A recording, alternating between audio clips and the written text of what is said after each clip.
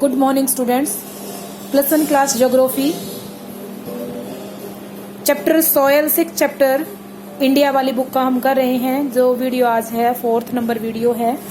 पहले 3 वीडियो हम कंप्लीट कर चुके हैं और जो 4th वीडियो है ये लास्ट वीडियो है इस चैप्टर की। तो ध्यान से देखेंगे। टॉपिक हमारा है सॉयल डिग्रेशन। सॉयल डिग्रेशन मतलब है मृदा अवकर्षण, मतलब कि किसी तरीके से soil degradation is the defined as the just a minute defined as the decline in soil fertility when the natural status decline declines and the depth of the soil goes down due to the erosion and misuse.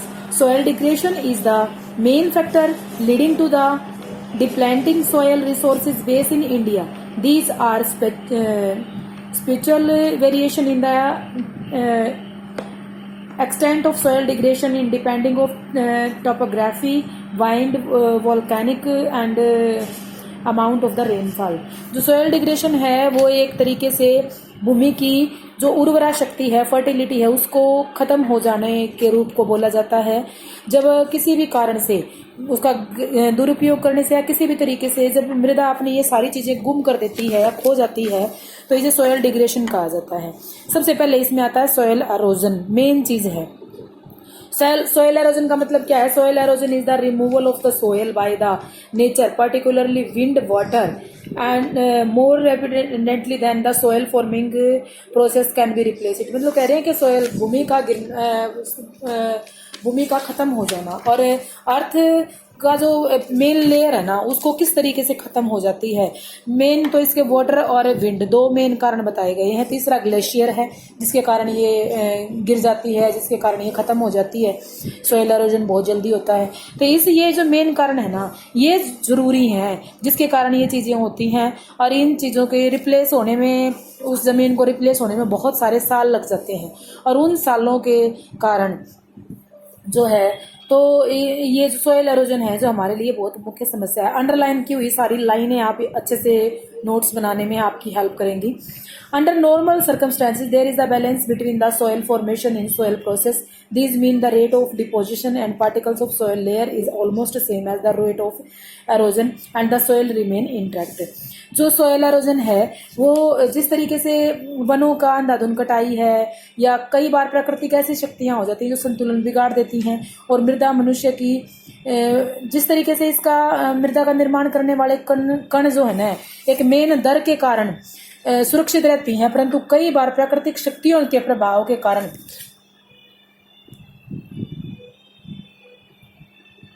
ये जो हैं वो बदल जाती हैं और उनका प्रभाव पड़ता है और संतुलन बिगड़ जाता है। इसमें मेन आती है सबसे पहले जो है फैक्टर्स के अंदर लिखोगे फॉरेस्ट का कट जाना और पशुओं के द्वारा अत्यधिक चराई करवाना, अवैज्ञानिक तरीके से कृषि करना, कई ऐसे कारण सामने आ जाएंगे जिसके कारण ये सोयल एरोजन बढ़ता चला जाता है।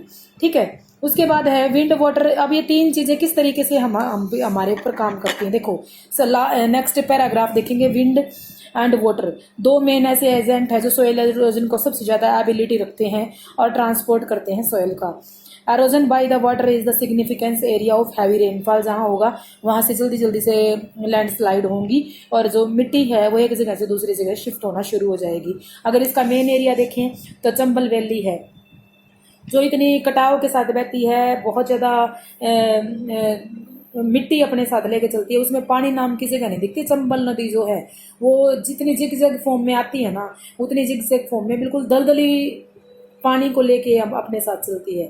राजस्थान का है यमुना का चंबल वैली का जो एरिया है, वेजिटेशन है ravines and the wind spread Chambal basin में। और इसके साथ साथ जो है मध्य प्रदेश में आगरा में, एटाह में और झेलम डिस्ट्रिक्ट में, उत्तर प्रदेश में, तमिलनाडु में जो है रेविनेश और कॉमन साउथ अक्रोट, अलग अलग जो एरिया हैं यहाँ पे कितना पानी के कारण होता है ये चीजें देखनी है। उसके बाद बिल्कुल नीचे लास्ट पैराग्राफ पे आ जाओ। Large part of soil away from the strong wind, wind के थ्रू किस तरीके से होता है। स्कैंडी एरिया ऑफ राजस्थान का Scandi adjoin of the area, result of the top layer of the soil is adjoint, this is example for the sheet halogen. मतलब देखो रेगिस्तान के अंदर आपको पता है कि तेज एकदम से आंधी चलती है, धूल भरी आंधियों के बाद एक पूरी उस जमीन के ऊपर एक बालू की दूसरी परत जम जाती है। इस तरीके की शीट एरोजन यहाँ पे देखने को मिलता है। इसी कारण यहाँ पे जो जनरली पेड़ पौधे कम हैं, इकोलॉजिकल बैलेंस गड़बड़ा जाता है और डिफॉरेस्टेशन जो है, डेजर्ट फ्रिक्शन जो है इसको कहा जाता है। डेजर्ट फ्रिक्शन का मतलब यहाँ है परतदार अपरदन होने के बाद जो है मरुस्थलीकरण की प्रक्रिया को बढ़ाते हैं। अगर मृदा में अपार क्षति अगर होगी, बहुत ज्यादा होगा, तो मरुस्थलीकरण ज्यादा बढ़ जाएगा। ठीक है, उसके बाद है अनदर मेजर कॉजेज दिए गए हैं नेक्स्ट पेज पे। अनदर मेजर कॉजेज जो हैं वो है plants keep soil bond in the lake roots and save soil to erosion. Deforestation है, leaves of tagging shed of the mix the soil and हम उसको बचाते हैं। Large scale of erosion been notice in the area, forest been destroy, जब forest destroy हो जाएंगे तो कैसे रहेंगे। रॉन्ग एग्रीकल्चर प्रोसेस जो है उसके थ्रू सॉयल एरोजन होती है, फर्टिलिटी है जो खत्म हो जाती है। Large structure of the fertile arables land are irrigated part of Punjab Haryana में जो ज्यादा होता है। ठीक है, इस टाइप का इसको 5 नंबर का क्वेश्चन तैयार कर लेना। नेक्स्ट जो टॉपिक आ गया वो है सॉयल कंजर्वेशन। अब इस ये तो बता दिया कि किस किस एरिया में किस तरीके से होता है, लेकिन अब प्रॉब्लम है कि इसको बचाया कैसे जा सकता है। इसको बचाने के लिए सबसे हमारे देश में गंभीर समस्या है ये। इसको बचाने के लिए सबसे पहला आता है एफॉरेस्टेशन, मतलब वृक्षारोपण करना। द बेस्ट वे है चेक करने का सॉयल एरोजन का एफॉरेस्टेशन। ए न्यू ट्रीज की प्लांट करने चाहिए, सॉयल एरोजन को बचाया जा सकता है। Deforestation is checked by all coast row of tree as plant in dry area, Rajasthan Haryana Gujarat. Avoid soil erosion को अगर बचाना तो वहां ज्यादा से ज्यादा मात्रा में पेड़ लगे होने चाहिए। Experiment between the mid stable and Doon और वेस्ट, मतलब ये कह रहे हैं कि central edged zone reference institute कहता है कि अगर राजस्थान में बहुत मात्रा में पेड़ लगा दिए जाएं तो ये बालू के जो आंधी आती हैं ये बहुत कम हो जाएंगी। सेकेंड है effecting dams and the barriers. बांध बनाना का मतलब है रिवर्स वगैरह जो है ये हैवी एरोजन के साथ सोयल लेके चल रही हैं, तो अगर हम शिफ्ट कर दें इस फ्लो को वाटर करंट के थ्रू और चेक करें कि कैसे ये डैम्स इसके बैरियर्स बना के इस पानी को रोके और इसको अलग तरीके से यूज किया जाए तो सोयल एरोजन से बचा जा सकता है। चेक ऑन ओवरगेजिंग का मतलब है पशु चारण पर प्रतिबंध लगा देना। Another effective methods of the soil erosion is to be avoid the overgrazing, spreading grazing grade that should be the mark in the fodder crops। Crops उगाई जाती हैं चराने के लिए, उनके क्रॉप्स उगा दी जाएं, उनको कहीं कहीं खुले में न चराया जाए, जिसके कारण कि कुछ एरिया को हम सॉइल एरोजन से बचा सकते हैं। Next is the checking in the agriculture practices. कृषि प्रणाली में सुधार लाना, लोगों को अवेयर कर दिया जाना चाहिए कि किस तरीके की कृषि हमें करनी चाहिए।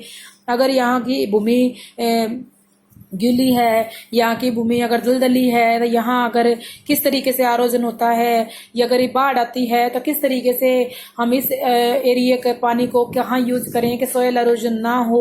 तो ये सारी चीजें, अगर कौन कौन सी फसलें हमें लगा देनी चाहिए, उस एरिया में किस मात्रा में पेड़ लगे हुए होने चाहिए, रेन अगर तेज आती है तो किस तरीके से इरिगेशन में उसकी हेल्प मिले, फ्लड से रिप्लेस करना चाहिए, स्प्रिंकलिंग एंड ड्रिप इरिगेशन। इस तरीके की सारी चीजें करने से हम इस सॉइल एरोजन की जो प्रॉब्लम है इससे हम बच सकते हैं। तो जो 4 कारण ये बताए हैं ना, एक अदर लास्ट में बताया है planting of the best technique of soil erosion. Land should be in classify according to their capability, land should be put on right uses, cooperation of the farmers essential for.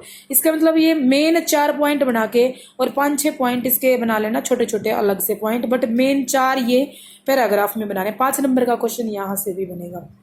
इस तरीके से करने से ये chapter complete हो जाएगा। आपको ये दो क्वेश्चन बनेंगे आज। सॉइल एरोजन या सॉइल डिग्रेशन, किस एरिया में कहाँ कितना सॉइल डिग्रेशन होता है, किन 3 कारणों से होता है। विंड, वाटर और ग्लेशियर से आप तीनों से ही बताएंगे किस तरीके से होता है। ये 5 नंबर का क्वेश्चन ये, और 5 नंबर का सॉइल कंजर्वेशन का, ये 2 क्वेश्चन बना लेंगे। Okay, thank you, have a nice day.